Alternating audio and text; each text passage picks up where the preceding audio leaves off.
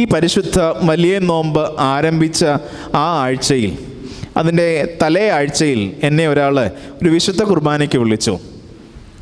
അദ്ദേഹത്തിൻ്റെ പിതാവിൻ്റെ 1-ാം ചരമവാർഷികമാണ്.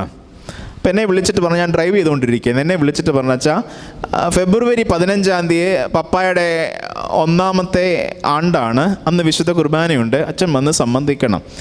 അപ്പം ഞാൻ പെട്ടെന്ന് എൻ്റെ മനസ്സിൽ ഓർമ്മ വന്നു, കാരണം 11-ാം തീയതി നോമ്പ് തുടങ്ങുകയാണെന്നുള്ളത് കൊണ്ട് ഞാൻ അദ്ദേഹത്തോട് പറഞ്ഞു, അച്ഛാ അത് വലിയ നോമ്പാണല്ലോ, 15-ാം തീയതി. ഞാൻ ആദ്യം ചോദിച്ചത് ഏത് ദിവസമാണെന്ന് ചോദിച്ചു. അപ്പോൾ പറഞ്ഞു വ്യാഴാഴ്ചയാണ്.